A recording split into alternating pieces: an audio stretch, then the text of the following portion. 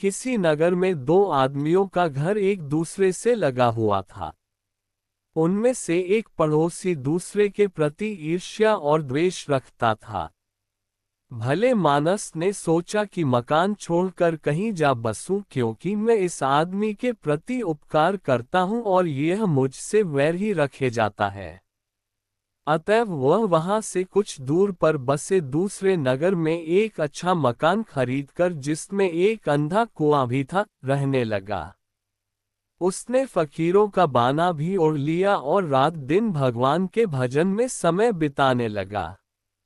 उसने अपने मकान में कई कक्ष बनवाए, जिनमें वह साधु संतों को ठहराता और भोजन दिया करता था। इससे वह नगर में बहुत प्रसिद्ध हो गया और लोग उससे मिलने को आने लगे। उसकी प्रसिद्धि शीघ्र ही बढ़ गई। दूर दूर से लोग आते और अपनी मनोकामना की पूर्ति के लिए भगवान से प्रार्थना करने के लिए उससे निवेदन करते। उसके चमत्कारों की ख्याति उस नगर में भी पहुंची जहां वह पहले रहा करता था। उसके पुराने पड़ोसी को ये सुनकर और भी ईर्ष्या हुई। उसने निश्चय किया कि उसी के मकान में जाकर उसे मार डालूं। वह जाकर उसके घर पर मिला। संत पुरुष ने अपने पुराने पड़ोसी की बड़ी अभ्यर्थना की। ईर्ष्यालु व्यक्ति ने ये झूठ कहा कि मुझ पर एक विपत्ति पड़ी है, जिसके निवारण के लिए मैं तुमसे प्रार्थना करने आया हूँ, किंतु मैं इस कठिनाई को गुप्त रखना चाहता हूँ और तुम अपने चेलों तथा अन्य साधुओं से कह देना कि जिस समय मैं और तुम बातें कर रहे हो, कोई अन्य व्यक्ति पास में भी ना आए। संत पुरुष ने ऐसा ही आदेश दे दिया।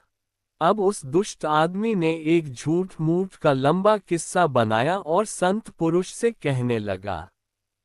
फिर उसने कहा कि हम लोग टहलते हुए ही इस किस्से का कहना सुनना पूरा करें। संत ने वह भी मान लिया। बात करते करते जब वे कुएं के पास आए तो दुष्ट मनुष्य ने संत को अचानक धक्का देकर कुएं में गिरा दिया और स्वयं चुपके से मकान से चलकर भाग खड़ा हुआ। वह अपने जी में बड़ा प्रसन्न था कि यह आदमी जिसकी प्रसिद्धि ने मुझे जला रखा है, खत्म हो गया। किंतु उस संत पुरुष का भाग्य अच्छा था। उस कुएं में परियां रहती थीं, जिन्होंने उसके गिरने पर उसे हाथों हाथ उठा लिया और सुविधापूर्वक एक जगह बिठा दिया। उसे चोट नहीं आई, लेकिन परियां उसकी दृष्टि से ओझल ही रहीं। वह संत पुरुष सोचने लगा कि इस दशा में मुझे लाने में भगवान की कुछ कृपा ही होगी। थोड़ी देर में उसे ऐसी आवाजें सुनाई देने लगी जैसे दो आदमी आपस में बातें करते हो।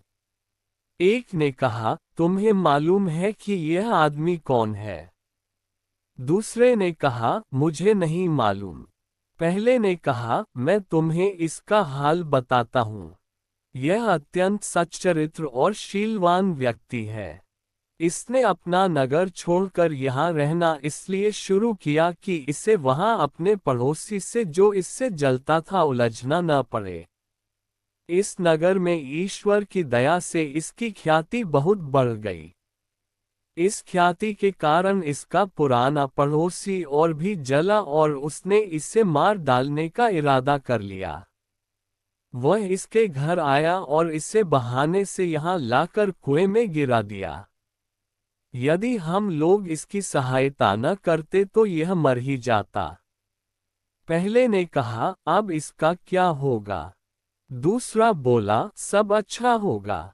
कल इस नगर का बादशाह इसके पास आकर इससे निवेदन करेगा कि यह उस बादशाह की पुत्री के स्वास्थ्य के लिए भगवान से प्रार्थना करे। पहले ने कहा, राजकुमारी को क्या रोग है? दूसरे ने कहा, राजकुमारी पर मैमून नामक जिन का पुत्र दिम आसक्त है और वही उसके सिर पर चढ़ा रहता है, जिससे राजकुमारी हमेशा बीमार और बदहवास रहती है। उसके हटाने का उपाय बड़ा सरल है। इस संत के घर में एक काली बिल्ली है, जिसकी पूंछ की जड़ के पास एक श्वेत हिस्सा है। इस संत को चाहिए कि उस श्वेत भाग से 7 बाल उखाड़कर अपने पास रखे। जब शहजादी इसके पास लाई जाए तो इसे चाहिए कि वे बाल आग में जलाकर उनका धुआं शहजादी की नाक में पहुंचा दे। इससे वह निरोग हो जाएगी और आगे भी दिमदिम कभी उनके पास नहीं फटकेगा। संत पुरुष ने परियों और उनके साथियों को ये बातचीत सुनकर भली प्रकार याद रखी। रात भर वह कुएं में रहा।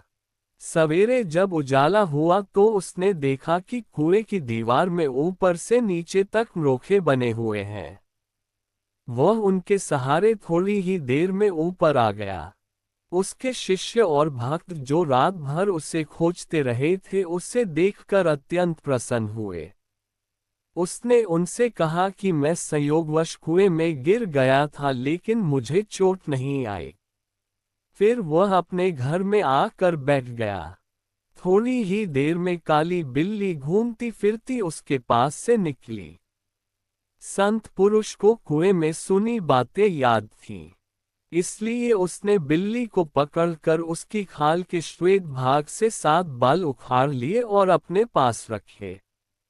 कुछ काल के पश्चात नगर का बादशाह वहां आया। उसने अपनी सैनिक टुकड़ी बाहर छोड़ी और कुछ सरदारों के साथ मकान के अंदर आ गया। संत पुरुष ने आदरपूर्वक उसका स्वागत किया।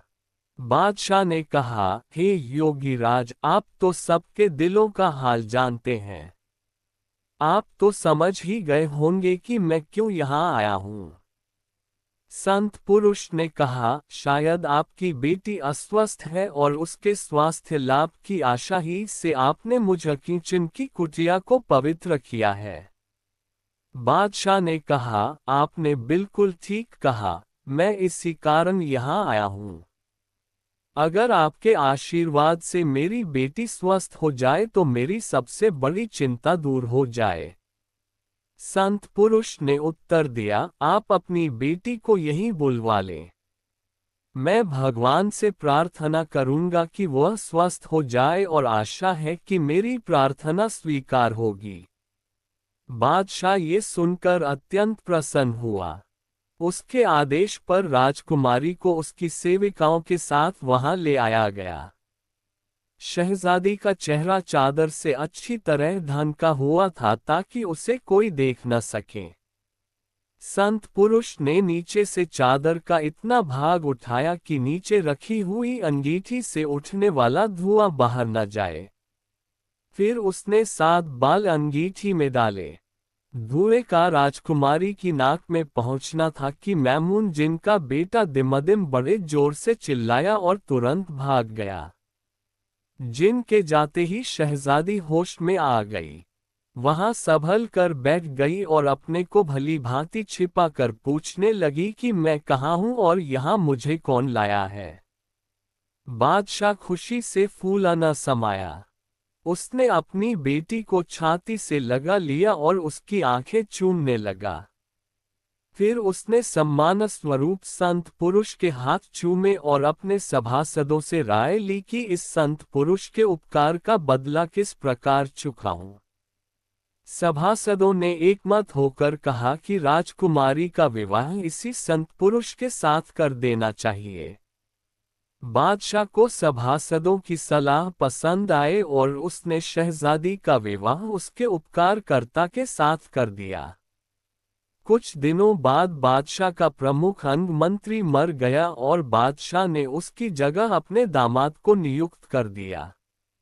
इसके कुछ समय बाद बादशाह मर गया और चूंकि उस राजकुमारी के अतिरिक्त बादशाह के और कोई संतान नहीं थी, अतएव सभी सभासदों और सामंतों की सहमति से उसका दामाद ही राज्य का अधिकारी और नया बादशाह बन गया। एक दिन वह अपने सरदारों के साथ कहीं जा रहा था कि कुछ दूरी पर उसे अपना पुराना शत्रु दिखाई दिया। नए बादशाह ने अपने मंत्री से चुपके से कहा कि उस आदमी को सहजतापूर्वक मेरे पास ले आओ ताकि वह भयभीत न हो।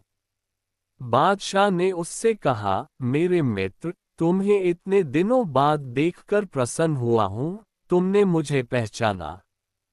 वह दुष्ट उसे पहचान कर थर थर कांपने लगा, किंतु बादशाह तो संत पुरुष ही था। उसने उसे 1000 अशर्फियां और कीमती कपड़ों की 20 गांठें भेंट में देकर उसे सुरक्षापूर्वक उसके घर पहुंचा दिया। मैंने अपनी कहानी पूरी करके जिन से कहा कि उस नेक बादशाह ने तो अपने जानी दुश्मन के साथ यह सलूक किया और तुम मुझ पर तनिक भी दया नहीं करते। किंतु मेरी अनुनय का उस पर कोई प्रभाव न हुआ। उसने कहा, मैं तुझे जान से नहीं मार रहा हूं लेकिन दंड दिए बगैर नहीं छोड़ूंगा, अब मेरा जादू का खेल देख।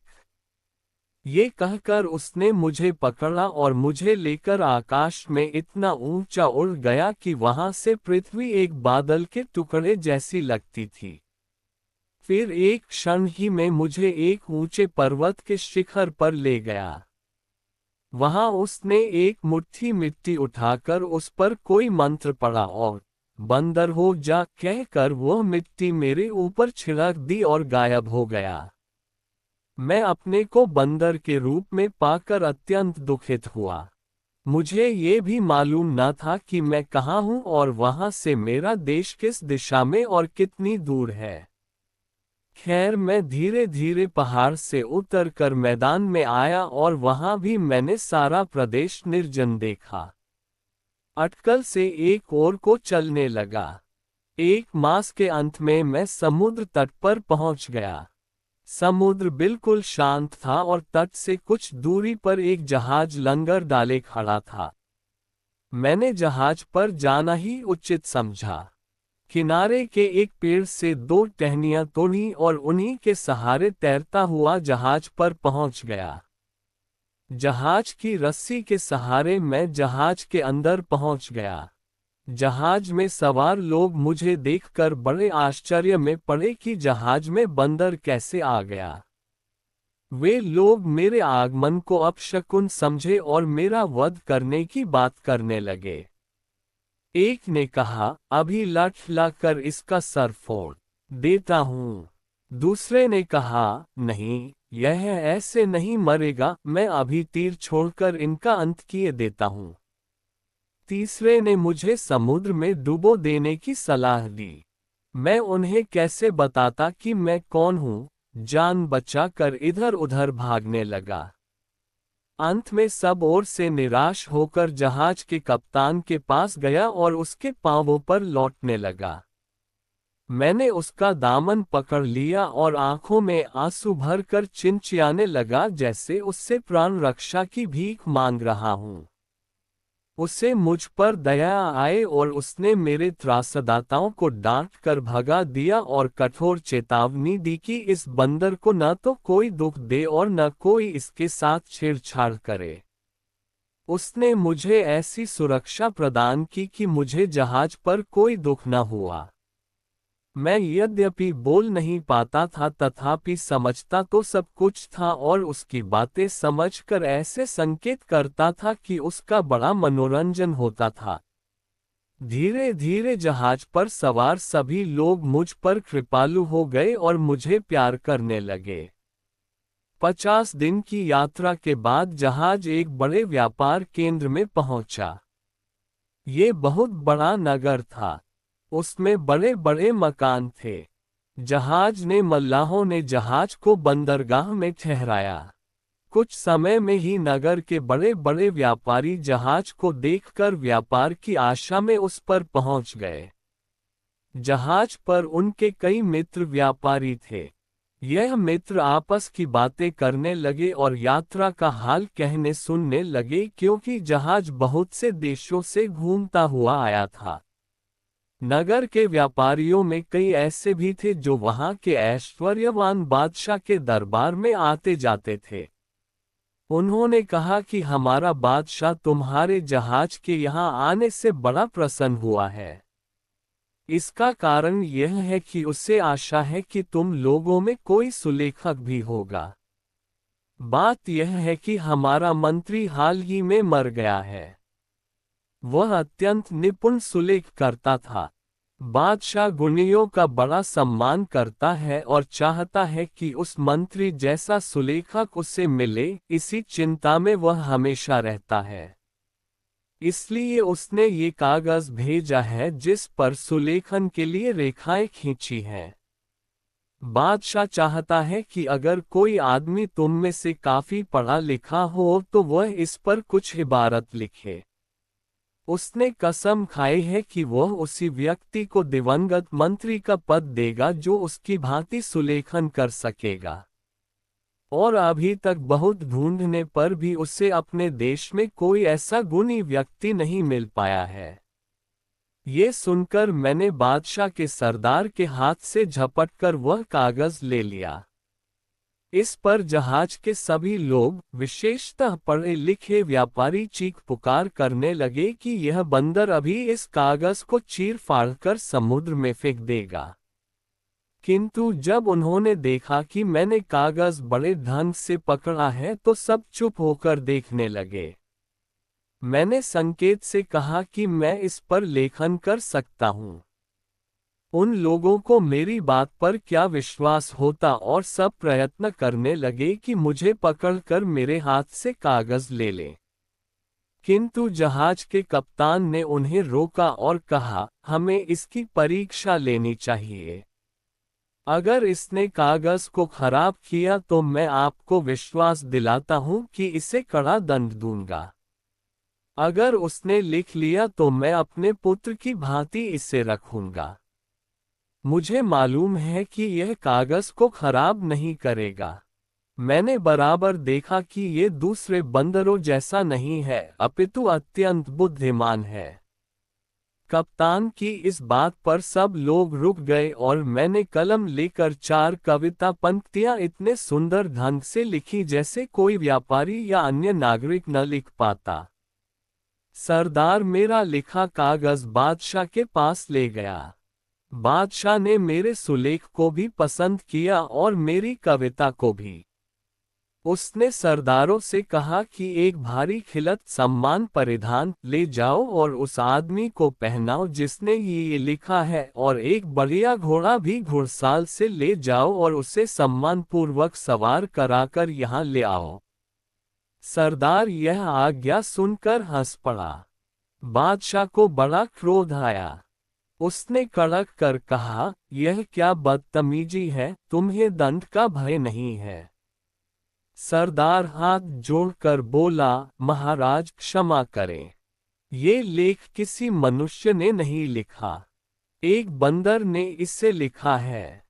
बादशाह ने कहा, क्या बक रहे हो, बंदर भी कहीं लिखता है। सरदार ने अपने साथियों की ओर देखा। उन्होंने भी हाथ जोड़कर कहा, जहां पनाह, हम सब ने अपनी आंखों से देखा है कि इस कागज पर एक बंदर ही ने लिखा है। बादशाह का आश्चर्य और बड़ा और उसने आज्ञा दी, मैंने ऐसा बंदर देखा क्या, सुना भी नहीं था। तुम लोग फौरन जाओ और उस बंदर को सम्मानपूर्वक सवार कराकर ले आओ। चुनांचे सरदार और राजसेवक फिर जहाज पर गए और कप्तान को उन्होंने राजा की आज्ञा सुनाई। कप्तान मुझे भेजने को सहर्ष तैयार हो गया। उसने मुझे जरी के वस्त्र पहनाए और किनारे पर ले आया। वहां से घोड़े पर बैठकर राजमहल को चल दिया। महल में न केवल बादशाह ही मेरी प्रतीक्षा कर रहा था, अपितु नागरिकों की बड़ी भीड़ भी सुलेखन करने वाले बंदर को देखने आई हुई थी। रास्ते में भी बड़ी भीड़ जमा थी और लोग कोठों और छतों से झांक झांक कर भी मेरी सवारी देख रहे थे। सब लोग आश्चर्य कर रहे थे कि बादशाह ने एक बंदर को मंत्रिपद संभालने को बुलाया है। कुछ लोग इस बात पर हंस रहे थे और बादशाह का मजाक भी उड़ा रहे थे। मैं दरबार में पहुंचा तो देखा कि बादशाह सिंहासन पर बैठा है और सभासद और सरदार अपनी अपनी जगह खड़े हैं। मैंने दरबार के शिष्टाचार के अनुसार 3 बार कोर्निश भूमि तक हाथ ले जाकर प्रणाम करना की और एक और अदब से खड़ा हो गया। सभी उपस्थित जन मेरे इस व्यवहार को देखकर आश्चर्य में पड़ गए कि बंदर ऐसा शिष्टाचार कैसे कर रहा है। खुद बादशाह को भी मेरी चाल ढाल देखकर बड़ा आश्चर्य हो रहा था। कुछ देर में दरबार बर्खास्त हुआ। बादशाह के पास केवल मैं और उसका एक वृद्ध अधिकारी रह गए। हम दोनों बादशाह के आदेश पर उसके साथ महल के अंदर गए। बादशाह ने शाही भोजन मंगवाया और मुझे खाने का इशारा किया। मैं बड़ी तमीज के साथ खाना खाने लगा। जब भोजन समाप्त हुआ और बर्तन उठा लिए गए तो मैंने कलमदान की ओर संकेत किया। कलमदान मेरे पास लाया गया तो मैंने कुछ काव्य पंक्तियां बादशाह को धन्यवाद देते हुए रची और उन्हें सुंदर ढंग से कागज पर लिख दिया। बादशाह को ये देखकर आश्चर्य और प्रसन्नता और अधिक हुई। उसने मुझे एक पात्र मदिरा से भरकर दिलवाया। उसे पीकर मैंने एक और कविता अपने दुर्भाग्य के बाद मिलने वाले सौभाग्य के संबंध में लिख दी। अब बादशाह ने शतरंज मंगाए और इशारे से पूछा कि क्या इसे खेल सकते हो। मैंने स्वीकारात्मक रूप से अपने सिर पर हाथ रखा। पहली बाजी बादशाह ने जीती और दूसरी और तीसरी मैंने जीत ली। बादशाह को इस पर झुंझलाहट होने लगी कि वह एक बंदर से हार गया। मैंने फिर एक काव्य रचकर कागज पर लिख दिया जिसका आशय था कि दो योद्धा दिन भर आपस में युद्ध करके शाम को मित्र बन जाते हैं और रात को युद्ध भूमि में सोते रहते हैं। इस बात से बादशाह का आश्चर्य अत्यधिक बढ़ गया। उसने सोचा कि ऐसा बंदर जो मनुष्य से बढ़कर बुद्धिमत्ता और हाजिर जवाबी प्रदर्शित करे कभी देखा सुना नहीं गया। उसने यह बात अपने सभासदों से कही तो उन्होंने उसका समर्थन किया। अब बादशाह ने चाहा कि मुझे अपनी रानी और अपनी पुत्री को भी दिखा दे। उसने खोजों के सरदार को आज्ञा दी कि आदमियों को हटाकर बेगम साहबा और शहजादी को यहाँ ले आओ। बेगम तो साधारण रूप से आई लेकिन शहजादी ने जो मुंह खोले आई थी, मुझे देखकर नकाब डाल लिया और बाप से बिगड़कर बोली कि आपको क्या हो गया है कि अपरिचित पुरुष के सामने मुझे मुंह खोले हुए बुला लिया। बादशाह ने कहा, तुम्हारे होश हवास तो ठिकाने हैं। यहाँ कौन मर्द है सिवाय मेरे, और मैं तुम्हारा बाप हूँ। मेरे सामने तो तुम्हें मुंह खोलकर आना चाहिए, और तुम हो कि खुद गलती पर हो और मुझे दोष देती हो। शहजादी ने हाथ जोड़कर कहा, अब्बा हुजूर, मेरी कोई गलती नहीं है। यह एक बड़े बादशाह का पुत्र है और जादू के कारण इस दशा को पहुंचा है। इबलीस के देवते ने, जो एक शक्तिशाली जिन है, पहले आबनूस के द्वीप के बादशाह अबू तैमुरस की बेटी की हत्या कर दी, फिर इस शहजादे को अपने जादू से बंदर बना दिया। बादशाह को ये सुनकर बड़ा आश्चर्य हुआ। उसने मुझसे पूछा कि क्या ये बात ठीक है। मैंने सर पर हाथ रखकर इशारे से कहा कि शहजादी ने जो कुछ कहा है बिल्कुल ठीक कहा है। अब बादशाह ने शहजादी से पूछा कि तुम्हें ये सब किस्सा कैसे मालूम हुआ। उसने कहा, आपको याद होगा कि जब मेरा दूध छुड़ाया गया था तो मेरी देखरेख और पालन पोषण के लिए एक बुढ़िया रखी गई थी। वह जादू टोनों में पारंगत थी। उसने मुझे इस विद्या के 70 अंक सिखा दिए। अब मुझ में इतनी शक्ति है कि चाहूं तो आपका सारा देश उठाकर समुद्र में फेंक दूं। जो व्यक्ति जादू के जोर से मनुष्य के बजाय किसी अन्य जीव को देह धारण कर लेते हैं, मैं उन्हें तुरंत पहचान लेती हूं और मुझे ये भी मालूम हो जाता है कि किसके जादू से यह हुआ है। इसीलिए मैंने इसे पहली ही नज़र में पहचान लिया कि यह बंदर नहीं है बल्कि राजकुमार है। बादशाह ने कहा, बेटी, तुम इतनी गुणी हो, यह मुझे मालूम ही नहीं था। लेकिन क्या तुम में इतनी शक्ति भी है कि इसे अपनी पहली देह में दोबारा पहुंचा दो? राजकुमारी ने, जिसका नाम मलिका हसन था, कहा, निस्संदेह मुझ में ऐसी शक्ति है। बादशाह ने कहा, अगर तुमने ऐसा किया तो मैं तुम्हारा बड़ा आभार मानूंगा और इस राजकुमार को अपना मंत्री बनाकर तुम्हारे साथ इसका विवाह कर दूंगा। शहजादी ने पिता की आज्ञा शिरोधार्य कर अपने सामान में से एक छड़ी मंगवाई जिस पर हिब्रू और मिस्री भाषा में कुछ अक्षर खुदे थे। फिर उसने अपने पिता से कहा कि आप लोग कुछ दूरी पर सुरक्षापूर्वक बैठें। हम लोगों ने ऐसा किया तो शहजादी ने कक्ष की भूमि पर छड़ी से एक बड़ा गोला खींचा और हिब्रू और मिस्री भाषाओं के कुछ मंत्र पढ़ने लगी। इसके पश्चात वह घेरे के अंदर चली गई और कुरान शरीफ की कुछ आयतों का पाठ आरंभ कर दिया। कुछ ही देर में घटाटोप अंधेरा छा गया। हमें मालूम हो रहा था जैसे प्रलय काल ही आ गया है। हम लोग क्षण प्रतिक्षण भयभीत होते जा रहे थे। इतने में हमने देखा कि इब्लीस का देवता जिन एक शेर के रूप में गरजता हुआ आ गया। शहजादी ने कहा, दुष्ट, तुझे चाहिए था कि मेरे बुलाने पर मेरे पास विनय पूर्वक आता। तेरी यह हिम्मत कि मुझे डराने को ये रूप रख कर आया है। शेर बोला, मनुष्यों और जिन्नों में समझौता हुआ था कि एक दूसरे के मामलों में दखल न देंगे, तूने उस समझौते को तोड़ा है। शहजादी बोली, तूने पहले वह समझौता तोड़ा है। शेर ने गरज के कहा कि तेरी इस गुस्ताखी का मजा चखाता हूं जो तूने मुझे यहां आने की तकलीफ देकर की है। ये कहकर वह मुंह फाड़ कर शहजादी की ओर झपटा। वह होशियार थी, उछल कर पीछे हट गई और अपने सिर से एक बाल उखाड़ा और उसे मंत्र करके फेंक दिया। वह बाल तलवार बन गया और उसने शेर के धड़ के 2 टुकड़े कर दिए।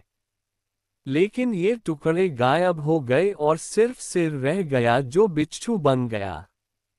अब शहजादी ने सांप का रूप धारण किया और उस पर टूट पड़ी। बिच्छू थोड़ी ही देर में घबरा कर पक्षी बन गया और आसमान में उड़ गया। शहजादी भी उकाब बनकर उसके पीछे पड़ गई। उड़ते उड़ते दोनों हमारी दृष्टि से छुप गए। कुछ ही देर में हमारे सामने की भूमि फट गई और उसमें से 2 बिल्लियां लड़ती हुई निकलीं, एक काली थी दूसरी सफेद। कुछ देर तक वे दुम खड़ी करके चीखती रहीं, फिर काली बिल्ली भेड़िया बनकर सफेद बिल्ली पर झपटी। सफेद बिल्ली कोई उपाय न देखकर कीड़ा बन गई और तुरंत एक पेड़ पर चढ़कर उसमें लटके अनार के अंदर घुस गई। वह अनार बढ़ने लगा और बढ़ते बढ़ते एक घड़े का आकार का हो गया। फिर वह पेड़ से अलग हो गया और हवा में इधर उधर लहराने लगा। कुछ देर में वह अनार जमीन पर गिरकर फट गया और उसके टुकड़े इधर उधर बिखर गए। उसमें से सैकड़ों दाने पृथ्वी पर गिरकर फैल गए। अब वह भेड़िया तुरंत एक मुर्गा बन गया और उसने अनार के बिखरे हुए दानों को जल्दी जल्दी चुनना शुरू कर दिया। जब वह सारे दाने खा चुका तो हम लोगों के पास आया और जोर से बांग देने लगा जैसे पूछता हो कि कोई दाना रह तो नहीं गया। वह स्वयं भी इधर उधर दौड़कर देखने लगा। एक दाना नहर के किनारे पड़ा था। मुर्गा दौड़ा कि उसे भी खा ले, लेकिन वह दाना लुढ़कता हुआ नहर में गिर गया। नहर में गिरकर वह दाना मछली बन गया। मुर्गा भी उसके पीछे नहर में कूद गया। कुछ देर तक दोनों आंखों से ओझल रहे, फिर बड़े जोर की चीख पुकार हुई जिससे हम लोग बहुत डर गए। फिर देखा कि जिन और शहजादी दोनों अग्निपुंज हो गए हैं और एक दूसरे की ओर लपटे फेंक रहे हैं जैसे कि आपस में लड़ाई कर रहे हों। ऐसा मालूम होता था कि हर तरफ आग ही आग फैली है। हम इस डर से कांपने लगे कि यह आग हमें तो क्या सारे देश को भून कर रख देगी। इससे भी भयानक एक समय आया जब जिन शहजादी से लड़ना छोड़कर हमारी ओर झपटा और हमारी ओर लपटे फेंकने लगा। लेकिन शहजादी भी झपट कर आई। उसने जिन को दूर हटा दिया और हमें और सुरक्षित स्थान पर कर दिया। फिर भी इतनी देर में खोजा जलकर भस्म हो गया। बादशाह का मुंह झुलस गया और मेरी दाईं आंख में एक चिनगारी पड़ गई जिससे मेरी वह आंख फूट गई। इतने में हम लोगों ने बड़ी जोर का जयघोष सुना। शहजादी मलिका हसन अपने साधारण शरीर में आ गई और जिन राख का ढेर होकर दिखाई देने लगा। फिर शहजादी ने एक गुलाम से पानी मंगवाया और उससे अभिमंत्रित कर मुझ पर छिड़का और बोली, अगर तू जादू के जोर से बंदर बना है तो फिर से अपनी पहली काया में आ जा और पहले की तरह मनुष्य बन जा। उसके इतना कहते ही मैं पहले जैसा बन गया। सिवाय दाईं आंख फूटने के मुझे और कोई हानि नहीं हुई। मैंने चाहा कि शहजादी को इस उपकार पर धन्यवाद दूं किंतु शहजादी ने इसका अवसर नहीं दिया। वह बादशाह की तरफ मुंह करके बोली, यद्यपि मैंने जिन को भस्म कर दिया है लेकिन मैं भी बच नहीं सकूंगी। हमारी समझ में कुछ नहीं आया तो उसने बताया, यह अग्नि युद्ध बड़ा भयानक होता है। इसकी आग कुछ क्षणों में मुझे भस्म कर देगी। जब मैं मुर्गा बनी थी उस समय अगर अनार का आखिरी दाना, जिसमें जिन ने स्वयं को छुपा रखा था, मेरे अंदर पहुंच जाता तो जिन उसी समय खत्म हो जाता और मुझे कोई हानि न पहुंचती। किंतु वह बचकर फिर मुझसे युद्ध करने के योग्य हो गया। अब विवश होकर मुझे अग्नि युद्ध पर उतरना पड़ा। जिन ने ये तो समझ लिया कि मैं जादू में निपुण हूँ और उस पर भारी पड़ती हूँ, फिर भी वह अंत समय तक प्राणपण से युद्ध करता रहा। मैंने उसे जलाकर भस्म तो कर दिया लेकिन इस आग से स्वयं को मुक्त नहीं कर पाऊंगी।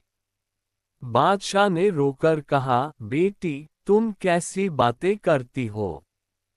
तुम्हारे बगैर हम लोग क्या करेंगे?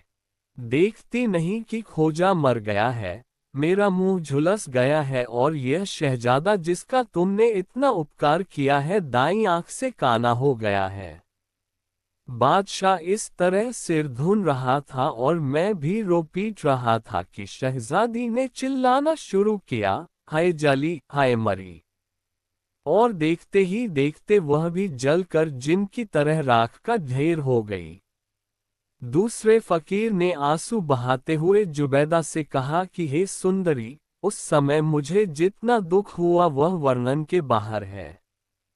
मैं सोच रहा था कि अगर मैं बंदर तो क्या कुत्ता भी हो जाता और आजीवन वैसा ही रहता तो भी इस बात से अच्छी बात होती कि ऐसी गुणवती राजकुमारी, जिसने मुझ पर इतना एहसान किया, इस तरह जान से हाथ धोए।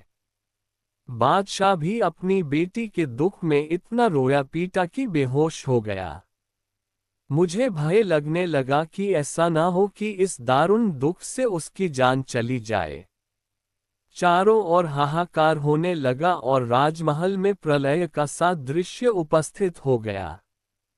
राजमहल के सारे सेवक और बादशाह के सरदार दौड़े आए और भांति भांति के यत्न करके उसे होश में लाए। मैंने सभी लोगों के आगे पूरा वृतांत रखा। फिर राज सेवक बादशाह को उठाकर उसके शयन कक्ष में ले गए। सारे नगर में ये समाचार फैल गया और हर जगह रोना पीटना मच गया और हाहाकार के सिवाय कुछ नहीं सुनाई दिया। उन लोगों ने 7 दिन तक शहजादी के लिए शोक किया और उनके देश में मातम की जो रस्में होती थी सभी पूरी की। अंत में जिन की राख के ढेर को हवा में उड़ा दिया गया। शहजादी की भस्म को एक बहुमूल्य रेशमी थैले में भर कर दफन कर दिया गया और उस पर समाधि बना दी गई। बादशाह शहजादी के दुख में बीमार पड़ गया। 1 महीने में वह स्वस्थ हुआ। फिर उसने मुझे बुलाया और कहा, शहजादे, तेरे कारण मुझ पर असहनीय दुख पड़े हैं। मेरी प्यारी बेटी तेरे ही कारण भस्म हो गई। मेरा विश्वासी खोजों का सरदार जलकर मर गया और मैं भी मरते मरते बचा। तेरा स्वयं इसमें कोई दोष नहीं है, इसलिए मैं तुझे दंड नहीं देता। किंतु तेरा आगमन दुर्भाग्यपूर्ण रहा है और तू जहां रहेगा मुसीबत आएगी। इसलिए मैं तुझे यहाँ रहने की अनुमति नहीं दे सकता।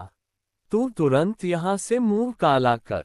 अगर तू यहाँ थोड़ी देर तक भी दिखाई दिया तो मैं स्वयं को न संभाल सकूंगा और तुझे कठोर दंड दूंगा। इसी प्रकार वह बहुत देर तक बकता झकता रहा। मैं सिर झुकाकर सब कुछ सुनता रहा। मैं कह भी क्या सकता था।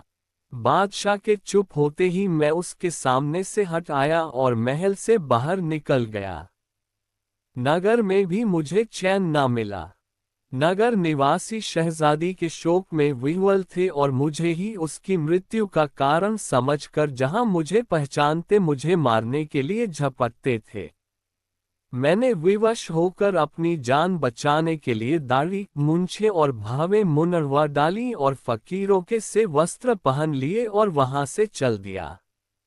नगर से बाहर आकर भी मैं पश्चाताप की आग में बराबर जलता रहा और अपने जीवन को धिक्कारता रहा, जिसके कारण दो रूपसी राजकुमारियां काल कवलित हुईं। इसी दशा में मैं बहुत समय तक देश देश फिरता रहा, लेकिन मेरा ठिकाना कहीं न लगा। अंत में मैंने सोचा कि बगदाद नगर में जाऊं और अति दयाशील खलीफा हारून रशीद से अपनी व्यथा गाथा का वर्णन करूं। संभव है वे मुझ पर दया करके मेरे लिए कोई उचित प्रबंध कर दें। मैं आज शाम ही को इस नगर में पहुंचा। सबसे पहले इस फकीर से, जिसने अभी अभी अपना हाल कहा है, मेरी भेंट हुई। आपके यहाँ हम कैसे आए ये बताना मुझे जरूरी नहीं है, क्योंकि वह पहला फकीर बता ही चुका है।